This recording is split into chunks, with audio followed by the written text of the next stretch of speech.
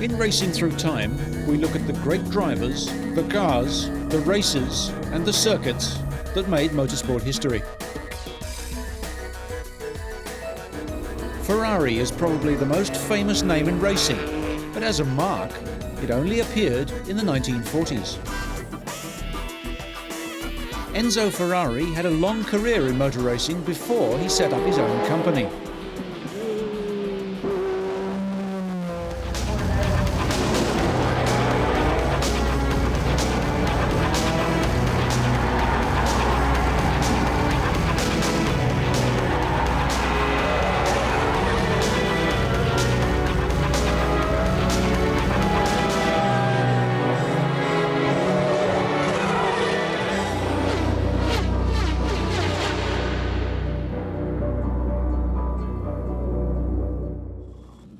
Enzo Ferrari's history goes back to his association with Alfa Romeo when he ran their racing team in the 1930s.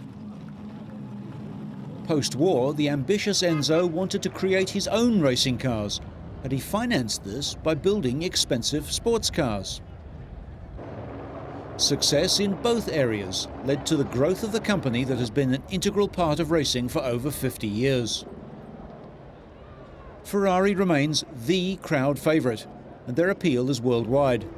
Ferrari has won more Formula One races and had more world champions than any other team. They are also the only team that has competed in each year since the World Championship started in 1950. On Racing Through Time, we look at famous moments from Ferrari's racing history.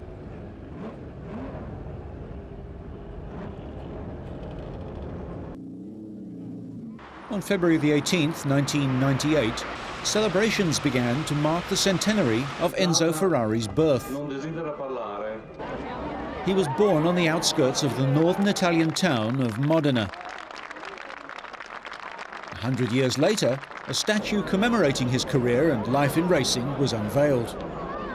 Enzo Ferrari wasn't an engineer, a designer, or a famous driver.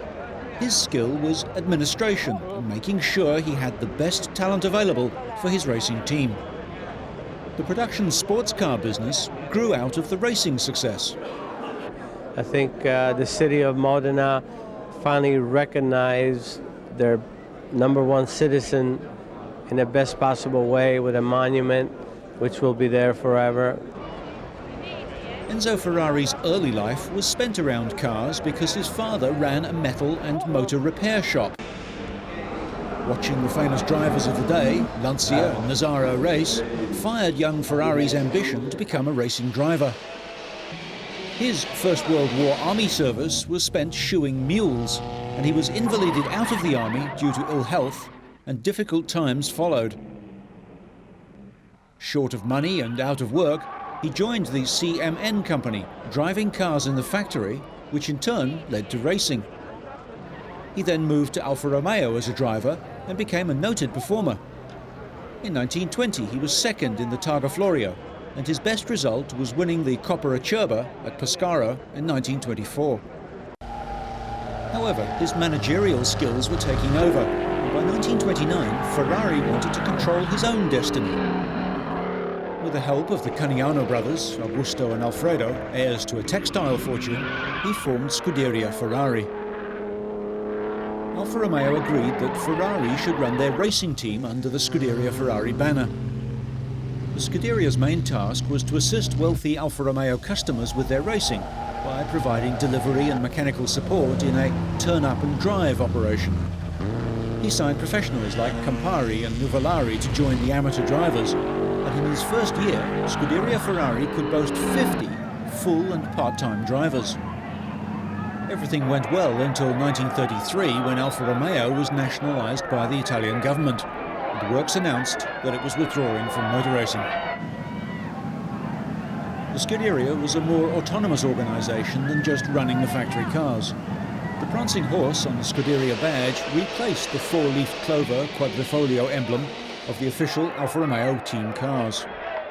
The withdrawal by Alfa led to the retirement of the P3, and Ferrari had to make do with the earlier sports Monza. With opposition from Bugatti and Maserati and their new 8cm 3000, Ferrari had a much tougher time in 1933.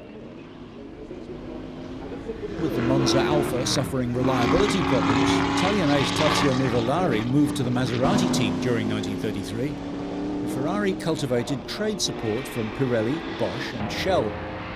Pirelli convinced Alfa to supply Ferrari with 6 P3s and the services of engineer Luigi Bazzi and test driver Attilio Marioni.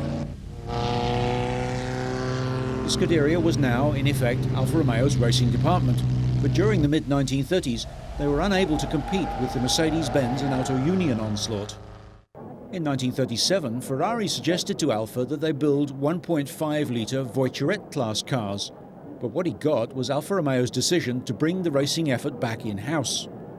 The responsibility for running the works cars was taken away from Ferrari, and now was the responsibility of chief engineer Wilfried Ricard, who Ferrari didn't get on with, so he left. As part of his severance agreement, Enzo Ferrari couldn't compete against Alfa Romeo for 4 years.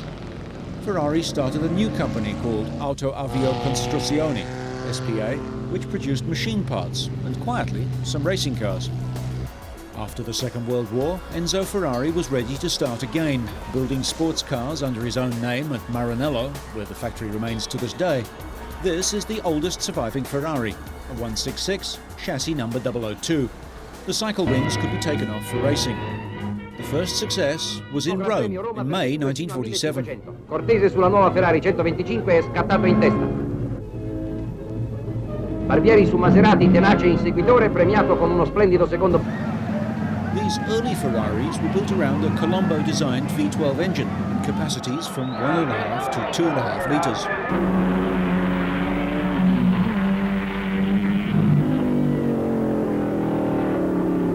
Enzo Ferrari realised that he was onto a winner with a considerable market for his cars.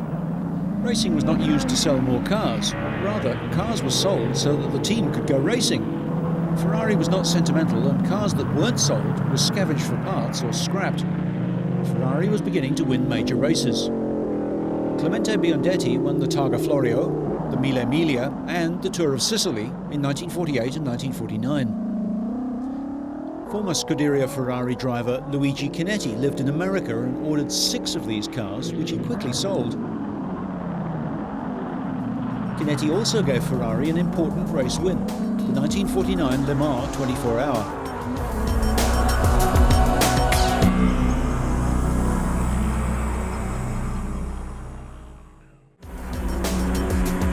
Ferrari always had Grand Prix motor racing uppermost in his mind. In 1949, he attempted to challenge his former employers, Alfa Romeo, with the 1.5-litre supercharged car, the 125. Single-stage supercharging was tried first, and then 2-stage supercharging. The chassis was lengthened to improve the road holding. The 125 was competitive in races that Alfa Romeo didn't enter. Alberto Ascari won the International Trophy at Silverstone and the Swiss and Italian Grand Prix, while Luigi Villoresi won the Dutch Grand Prix. By 1950, Ferrari realised that a 4.5-litre unsupercharged engine was the better option. The 125s were left in the hands of private owners, notably Britain's Peter Whitehead, Brazil's Chico Lundy and France's Raymond Sommer. The new car was to be built from scratch, driven by Alberto Ascari and Luigi Villoresi. Ferrari employed Aurelio Lampredi as designer and development engineer, basing his ideas on Colombo's principles. The chassis was similar, and the 1.5-litre V12 could easily be replaced by the 4.5-litre. The 4.5 had a chain-driven single overhead camshaft, 24-valve, 60-degree engine. The chassis was also used in Formula 2 with the old V12 engine until a new 2-litre 4-cylinder was ready. Originally, the 375 was 3.3 litres. It was increased to 4.1 and then 4.5 litres. The claimed power output was 380 brake horsepower. The 375 was slightly slower than the all-conquering Alfas, but the speed deficit could be overcome with Ferrari's lower fuel consumption and fewer pit stops. In 1950, the Grand Prix scene was revitalised by the news that Alfa Romeo had decided to make a comeback for the new World Championship with a car that Enzo Ferrari had initiated. This led to a battle royale between the two Italian marques, Alfa Romeo and newcomers Ferrari. It started with the Grand Prix d'Europe at Silverstone, the name replacing the British Grand Prix as it does whenever the name Grand Prix d'Europe is held. The Alfa Romeos in first, second, third and fourth positions on the grid. Fangio was to retire with engine trouble, leaving Farina to win from the veteran Fagioli and a delighted Reg Parnell, and the Ferraris just off the pace.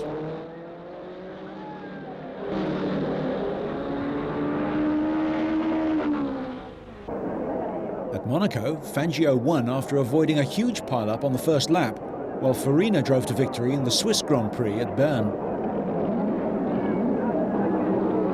Fangio won at Spa and at Reims. The challenge with the big Ferraris was to start in the Italian Grand Prix. Farina won after Fangio's engine blew up. This victory ensured that Giuseppe Farina became the first world champion driver, with Fangio in second place.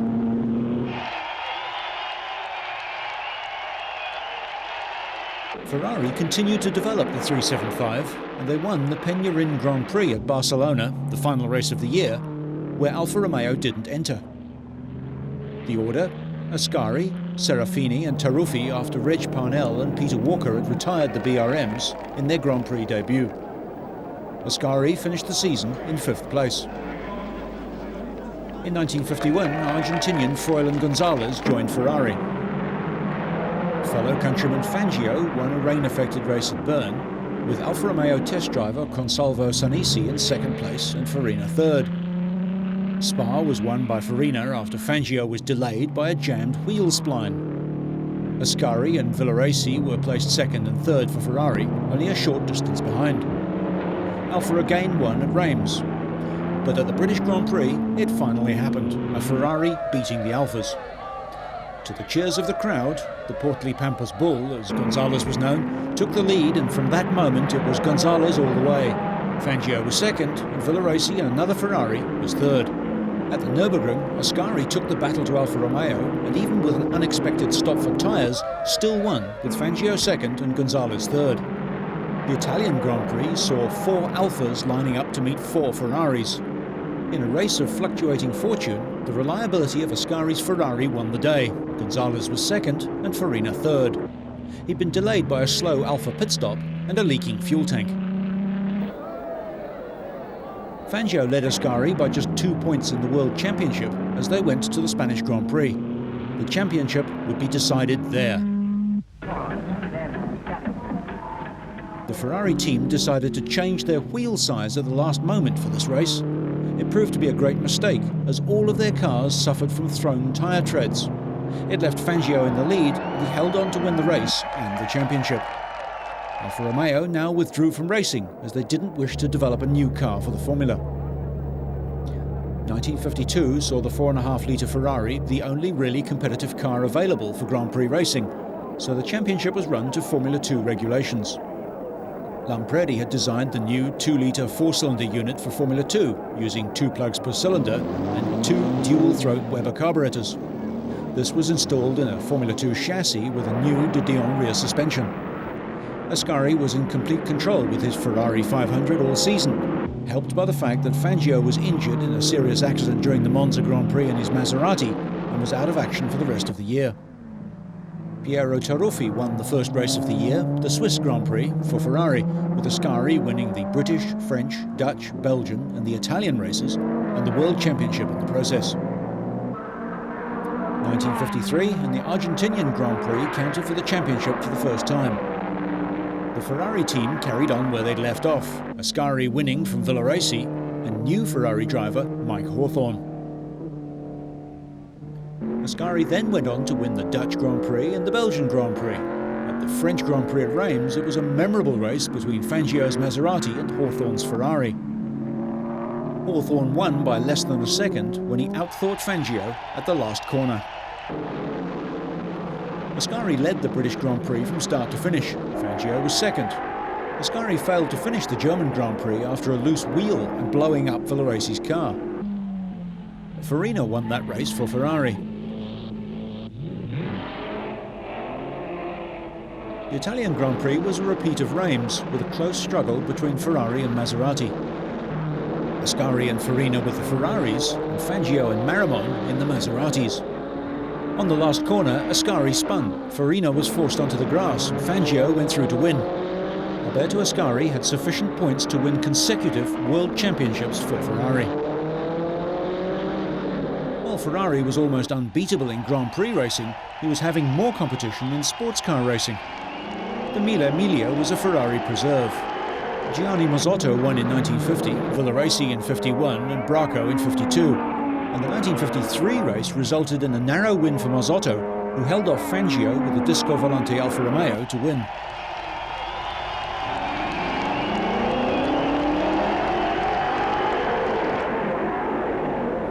Mazzotto was one of the drivers who specialised in this famous long-distance race.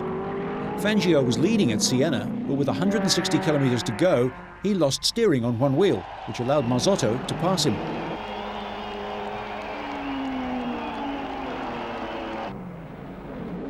Meanwhile at Le Mans, Ferrari was having much more trouble. The new Jaguar team and the French Talbots were the cause of it. Talbot beat them in 1950, and Jaguar, intent upon winning the French Classic, won in 1951. When Mercedes came back, they won in 52, but Jaguar were back again to win in 1953, with Ferrari foiled again. 1954 saw the introduction of the powerful 4.9-litre V12 Ferrari, with the lead car driven by Froilan Gonzalez and Maurice Trontignan. This was taking on the streamlined Jaguar D-Type with its smaller 3.4-litre dry-sumped straight six and disc brakes. Moss outbraked himself in an effort to stay with the Ferrari. The Jaguar had the braking and the road holding, while the Ferrari had the straight-line speed. Throughout the entire race, the battle was between Jaguar and Ferrari.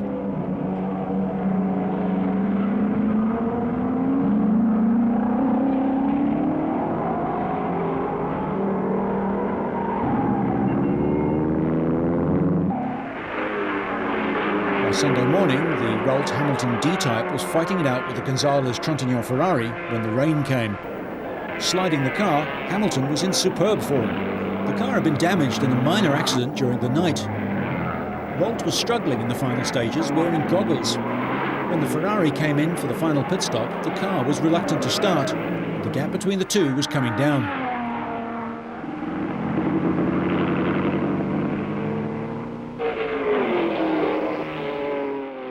Consternation in the Ferrari pit, but Jaguar too were under pressure.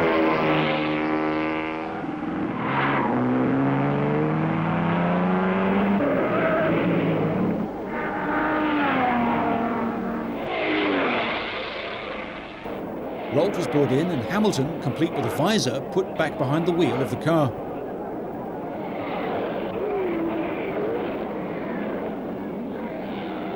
Froilan Gonzalez set out the Ferrari, knowing that he had to maintain a steady pace until the end of the 24 hours. That he managed to do so was a remarkable feat of control in a car that wasn't as drivable as the D-Type.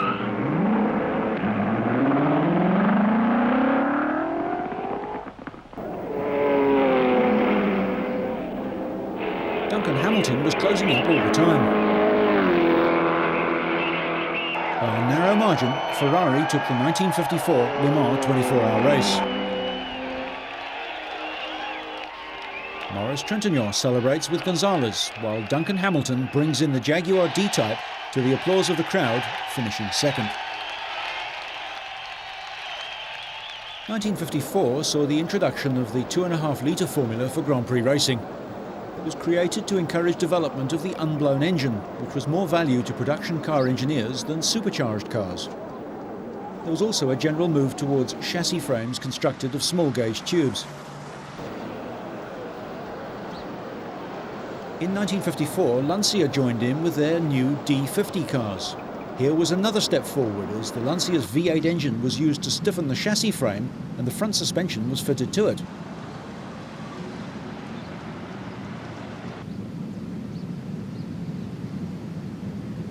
Ferrari started the season with the Tipo 625 engine squeezed into a 500 chassis. Later they fitted a 2.49-litre four-cylinder engine in the bulbous Squalo or Shark model. Fuel was carried in side tanks to assist the low polo moment of inertia. The result, however, was a difficult car to drive.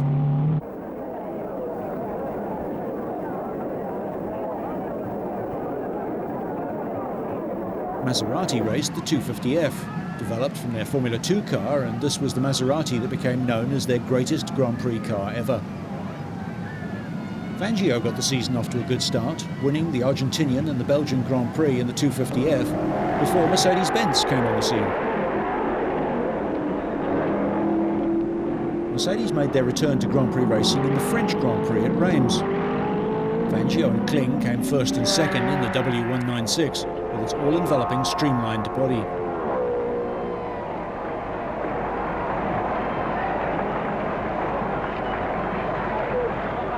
Mercedes didn't dominate the British Grand Prix, however. Their drivers couldn't see the marker barrels to keep up with Ferrari's Froilan Gonzalez. That was the second and final Grand Prix win for the Argentinian. In the German Grand Prix, Fangio won again. They had to give best to Mike Hawthorne's Ferrari in the Spanish Grand Prix, which saw the debut, however, of the Lancia driven by Ascari. Fangio won his second World Championship in 1954 and the third in 1955, a year dominated by Mercedes. In the second round of the championship at Monaco, Ascari's Lancia had briefly led prior to diving into the harbour. Ascari swam ashore, none the worse for wear, only to be killed a week later at Monza testing a sports Ferrari. Ascari's accident and the retirement of Mercedes-Benz allowed Maurice Trintignant to win the Monaco Grand Prix for Ferrari. The shock of Ascari's death, so soon after the Monaco incident, coupled with Lancia's financial difficulties, caused the company to withdraw from all forms of racing. The cars were given to Ferrari, who replaced his 625s with the Lancias, and he raced them with the assistance of Fiat and the Italian Motorsports Federation. With the withdrawal of Mercedes-Benz at the end of 1955, Fangio joined Ferrari, driving alongside Luigi Musso, Eugenio Castellotti, and a new driver, the Englishman Peter Collins. At Monaco, Moss, now leading the Maserati team, beat Fangio in a no-holds-barred contest. Fangio battered his own car into submission and took over Collins's car to finish second. Fangio won the Argentinian Grand Prix and Peter Collins the Belgian and French Grand Prix. Fangio returned to the winner's circle with victories in Britain and in Germany. Moss won the Italian Grand Prix for Maserati with Fangio second. He and Collins, by careful driving, managed to avoid trouble from inferior tyres. When Fangio's car broke its steering, Collins generously handed over his car to the team leader, gifting the World Championship to Fangio as well. The fourth World Championship to Fangio and the third to Ferrari. 1957 was to see the emergence of the British as front-runners in Grand Prix racing. Tony van der Velde's investment now paid off, and Van Wall won 3 races. Fangio was now back in a 250F Maserati, his time at Ferrari not being a happy experience despite the world title. The Argentinian claimed he wasn't getting the best cars. He won the Argentinian Grand Prix again and at Monaco after a crash which eliminated Moss, Collins and Hawthorne. Fangio triumphed at Rouen. He then went on to win the race of his life, the German Grand Prix at Nürburgring. Catching the Ferraris of Hawthorne and Collins after his Maserati had been refueled, he set lap record after lap record. 2 more second places at Monza and Pescara saw Fangio win his 5th World Championship, a record only matched 40 years later by current Ferrari driver Michael Schumacher.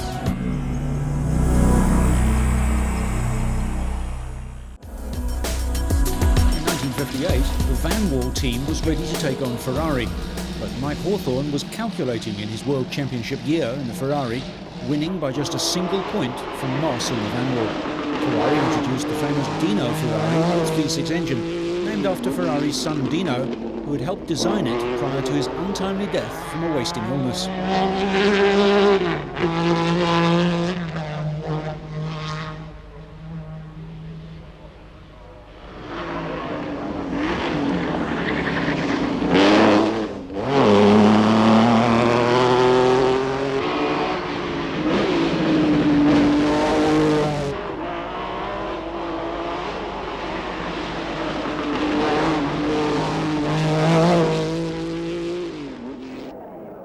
The Dino name would also be used on other cars later on.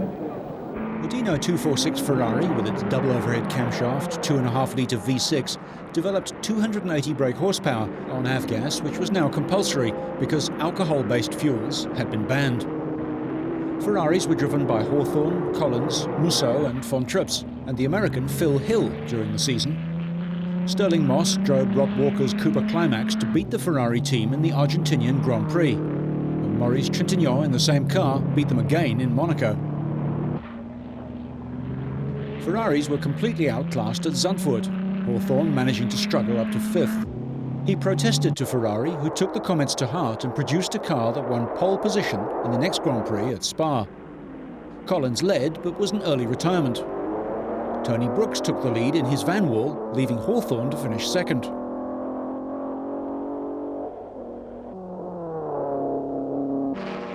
Hawthorne went on to win the French Grand Prix at Reims, which he dominated from the start. Unfortunately, Luigi Musso crashed his Ferrari and died from his injuries. At Silverstone in the British Grand Prix, Peter Collins pulled away from everyone at the start and won with ease, with Hawthorne in second place after Moss had retired. The German Grand Prix proved another disaster for Ferrari. Hawthorne and Collins were firmly in the lead. Tony Brooks, however, with a diminishing fuel load, caught and passed them. Trying to stay with the van wall, Peter Collins left the road and crashed, and he was fatally injured. Phil Hill recalls the tense atmosphere in the Ferrari team in 1958. Ferrari needed people that were so devoted and so needy that they would be willing to go through any kind of discomforts and miseries to just be there on the spot, ready to jump in to test a car at the Modena Autodrome or something like that. And Peter had shown that he didn't want to do that anymore. Yeah, it wasn't quite the same, that's all. It was different. And then Peter, of course, did that year that he was killed. There were a number of unhappy circumstances. You remember the scene about one of them being so indiscreet as to say that they purposely flipped the clutch at Le Mans in '58. You remember that? And that they'd be on the next train, they'd be on the boat train at 10:40 or something like that, and somebody heard it and told Tavoni, and it just turned into a terrible thing. In fact, Peter was penalized for that, by being made to drive a Formula 2 car somewhere or something like that. Am I remembering it right? Brooks then won the Italian Grand Prix, Moss the Portuguese Grand Prix, while Hawthorne had a string of second places to keep him in contention. At Casablanca, Moss won again, but Hawthorne finished second and won the championship for Ferrari. He retired, but tragically was killed in early 1959. Ferrari had lost 3 drivers in less than a year. 1959 was a year of change. Van Wall retired from racing and the lightweight Coopers were a match for the Ferraris. The 1959 World Championship was won by Jack Brabham. Tony Brooks drove for Ferrari and made a fight of it, winning the French and German Grand Prix and finishing 3rd in the championship. In 1960, the Dino Ferrari was even more outclassed. A poorly supported Italian Grand Prix was won by Phil Hill, the team's only victory that year, and the last by a front-engine Grand Prix car. In sports car racing in the 50s, Ferrari was much more successful. Castellotti won the rain-affected Mille Miglia in 1956. Taruffi took a popular victory in 1957, but the unfortunate Alfonso de Portago had a tyre burst on his Ferrari and crashed into the crowd, killing himself, his co-driver and a number of spectators. It was the end of the Mille Miglia.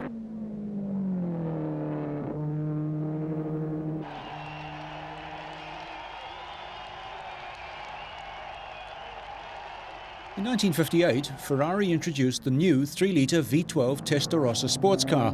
so named for the red cam covers used on the passion-inspiring gem of an engine. It was to win Le Mans and the World Sports Car Championship. Ferrari were well beaten by Aston Martin in 1959, only to bounce back in 1960. Their rivals were the Tipo 61 birdcage Maserati in the hands of the inexperienced Camerati team and the increasingly determined presence of Porsche. 1960 was not a great year for sports car racing. Ferrari won by having a power advantage, being more reliable and more experienced. The first rear-engined sports Ferraris were produced in 1961 and owed much to their Formula One contemporaries. The 246 had a divided nose and a transverse spoiler.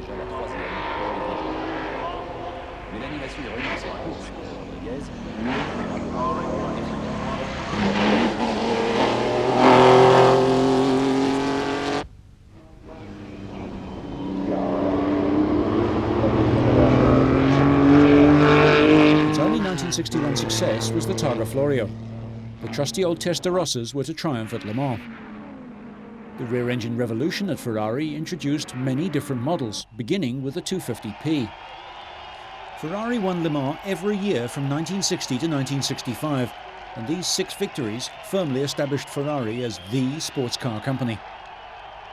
Ferrari also dominated the new GT category for road-going sports cars. Firstly, the GT 250, driven to numerous victories by Stirling Moss.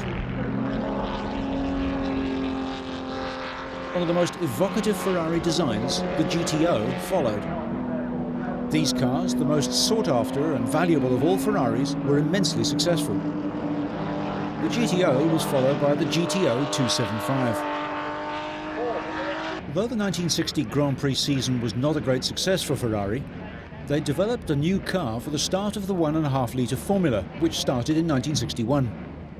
The 156 was a conventional space frame with wishbone coil spring independent suspension at the front and rear. It was identified by the famous shark nose.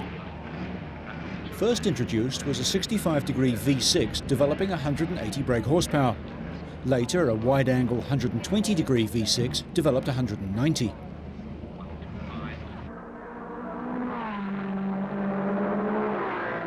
The only real threat to Ferrari was Stirling Moss in Rob Walker's Lotus and the underpowered 4-cylinder Coventry Climax engine.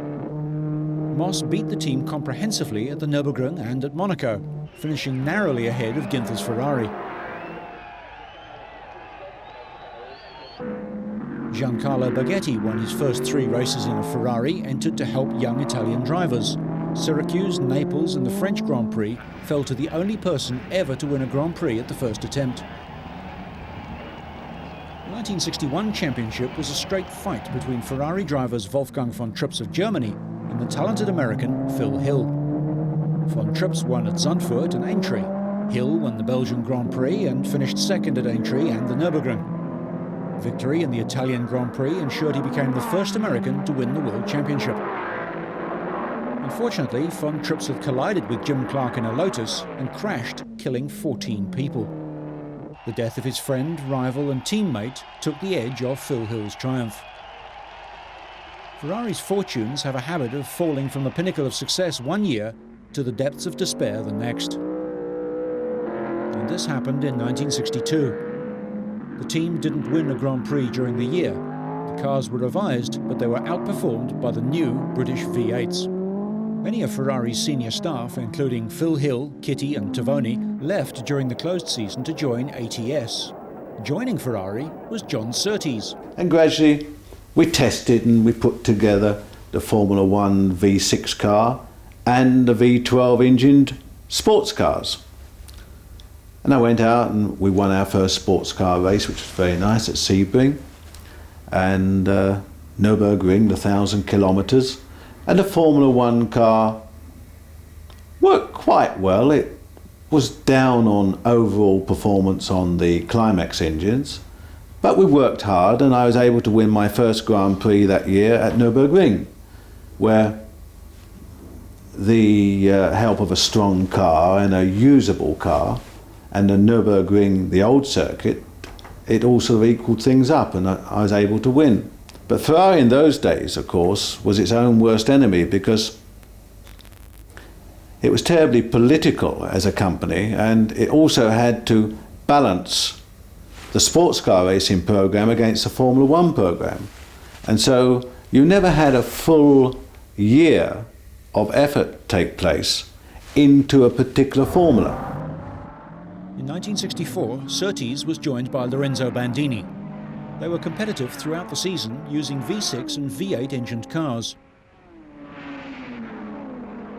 Surtees won the German and Italian Grand Prix, and Bandini won in Austria. Surtees went to the last Grand Prix in Mexico with a real chance of winning the World Championship, as did rivals Jim Clark and Graham Hill. Clark led the race, only to retire near the end. Hill was involved in a battle with Surtees' teammate for second place. In a controversial race, Bandini collided with Hill, who pitted with a damaged exhaust. This left Surtees to finish second and become the only man to win the World Championship on 2 wheels and 4, both with Italian teams. A decline in Ferrari fortunes followed in 1965. Ferrari could have wiped the board in 1966, the first year of the new 3-litre formula. After Surtees won the Belgian Grand Prix, the team was riven with dispute. Surtees and Enzo Ferrari versus Dragoni and the English test driver engineer, Mike Parks. Apart from Scarfiotti's surprise win in the Italian Grand Prix, the Ferrari team went into the doldrums until 1970.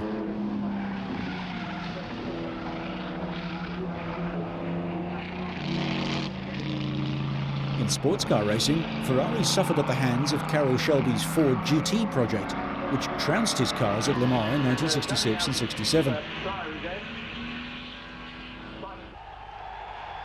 Shelby recalls how Ford's involvement began. Henry Ford telling them that he wanted to win Le Mans.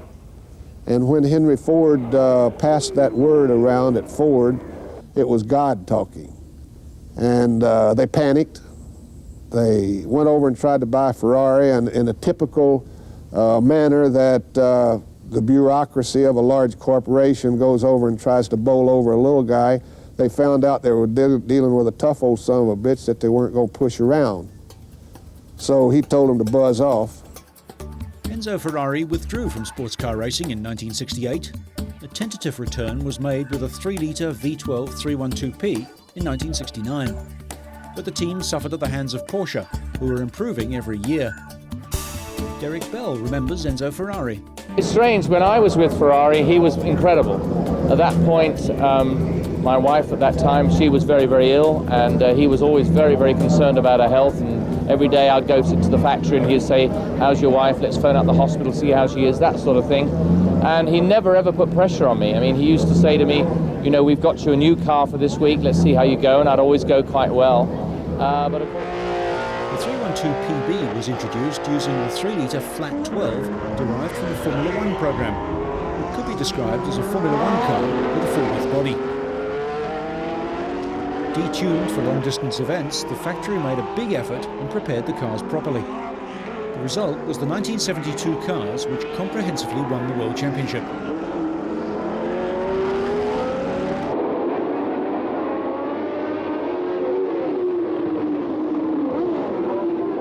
Redman was a noted sports car driver, but had a limited Formula One career. He explains why.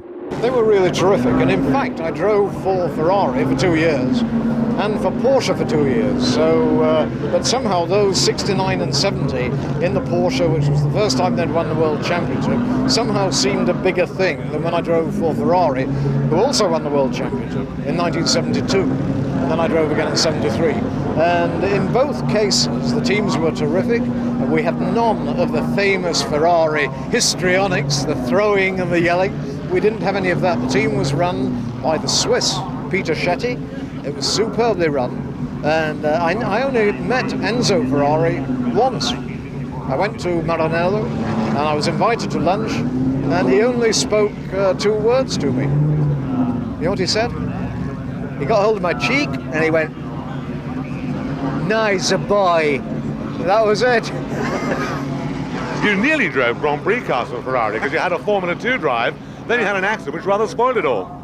Well, it wasn't that. I was invited to drive the Formula 2 car, and I went to test it at Modena, and engineer Fangio was in charge of the test, and partway through, about lunchtime, he pointed across to the trees and he said, "Brian, you see over there?"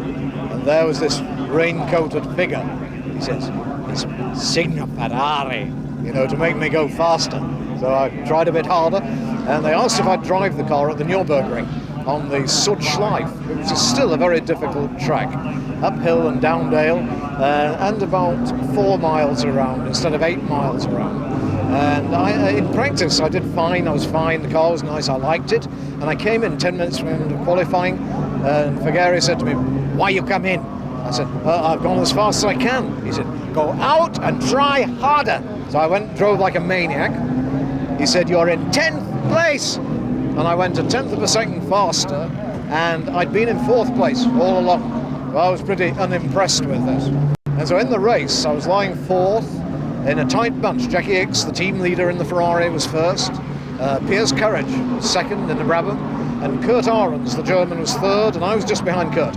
We came past the start and finish line on the 4th lap, and I got a stone through my goggle here, and I thought it had hit me in the eye, and I braked, flung my hand up, flung my goggles off, and I was like this.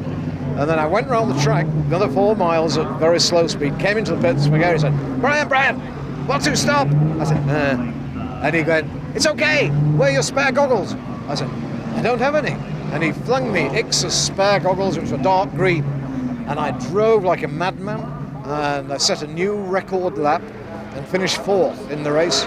And when I got back into the hotel room, I sat on the bed and I just went, "I'm going to get killed," I thought. So that night in dinner, Fangio went and he came back. He said, "Brian, I speak with Signor Ferrari, and for the rest of the year you drive a Formula 2, and at the end of the year, Formula Uno." And I said, "No." I said, "If I drive for Ferrari, I'll be dead by the end of the year." The 1973 season was hard fought against the fast and much improved V12 Matras. Ferrari lost the championship to Matra by 124 points to 115. Ferrari decided to withdraw from sports car racing and concentrate on Formula 1.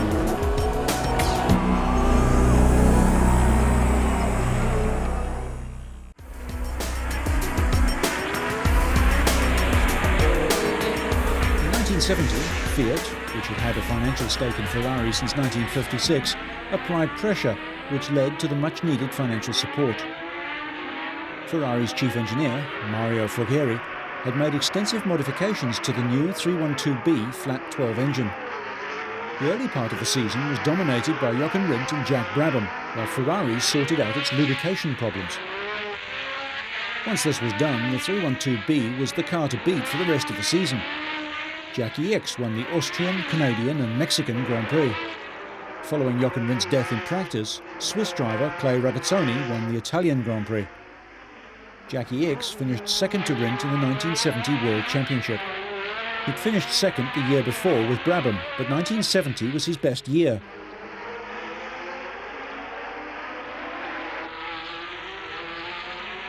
By this stage, Enzo Ferrari didn't go to race meetings, but usually appeared at Monza during practice.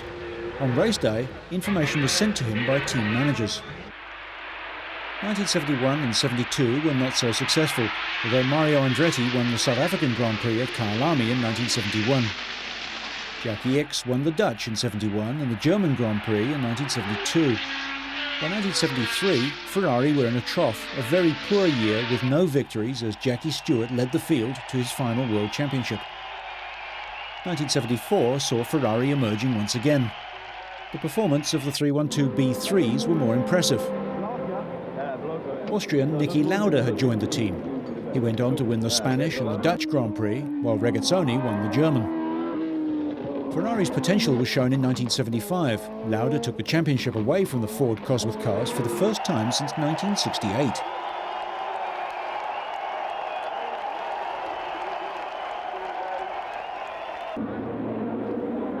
The introduction of the 312T marked the beginning of a long run of success for the Maranello concern.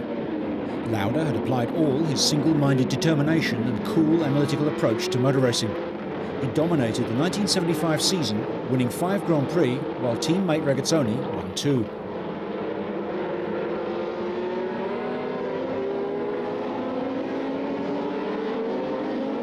He carried on the same way in the early part of 1976, winning 6 further Grand Prix, all the way until the German Grand Prix at the Nürburgring. Lauda, trying to catch up with the leaders, crashed in flames and was given the last rites. His life hung in the balance and his future looked bleak, but he was to return a biblical 40 days later at Monza. Ferrari withdrew from racing, but it was for a short time only.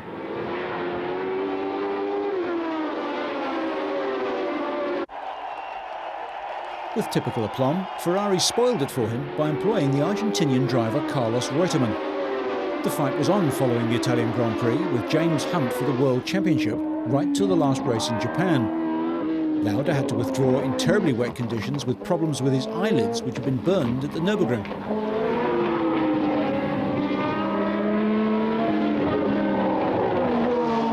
1977 didn't see a repeat of the drama of the previous year. Nevertheless, it was a seesaw season. 8 drivers won Grand Prix. Lauda, now back on form however, won 3 of them. He came second in 6 and won the Driver and Constructors' Championship for Ferrari with his consistency. In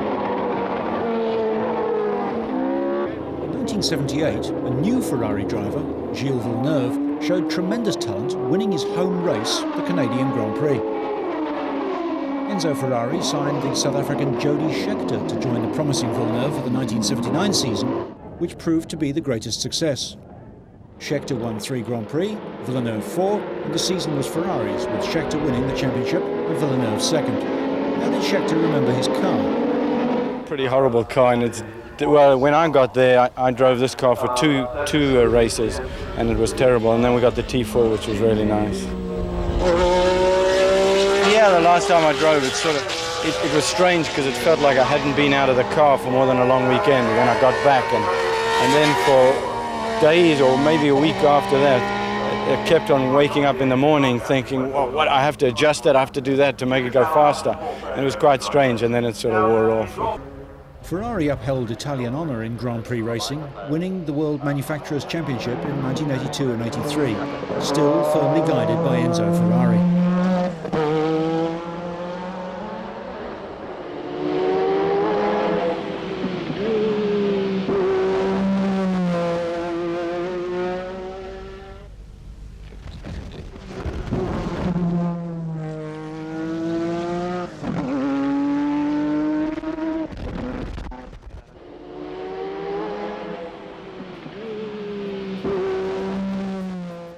And what of Ferrari the man?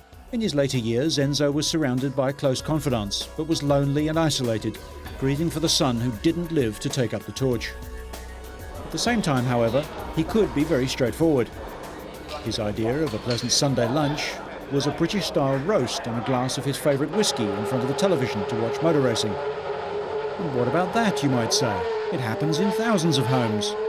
Well, in Enzo Ferrari's case, 2 of the cars were his. They had been for almost 40 years, and they were painted in Italian racing red. Enzo Ferrari's health had been slowly declining for a number of years. And finally, in 1988, the man, a real legend in his own lifetime, passed away aged 90. I was lucky enough to work with him for 4 years, very successful here in the 70s. And I'm sure that from the sky, at the moment today, he's very pleased of his factory, because Ferrari is living a very good moment in the road cars activity, and Ferrari is back again at the best level in Formula One too. Through the 1990s, there was a relentless improvement in Ferrari's fortunes both on and off the track. Exotic road cars continued to attract gasps at motor shows with performance, style and passion unmatched by any other manufacturer. On track, Alain Prost came close to winning the world title, but it took the strong management of Luca de Montezemolo, the acumen of Jean Todt, the design skills of Rory Byrne, the tactics of Ross Brawn,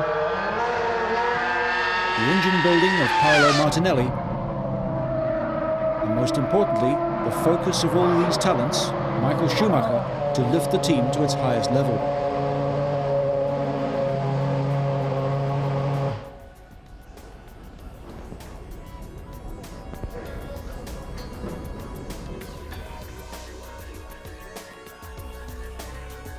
The passing of Fiat scion Gianni Agnelli, who looked on Ferrari as the jewel in the Fiat empire, may mean a new era.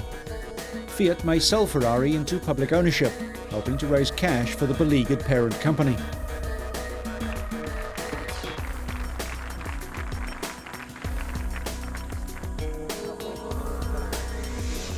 Ferrari has avoided becoming just part of the Fiat empire. Because Ferrari's cars were identified with the one man more than any of the other sporting car builders, there's the feeling of entering a private or family club. Whatever happens, Ferrari's reputation and place in racing and sports car history remains unchallenged.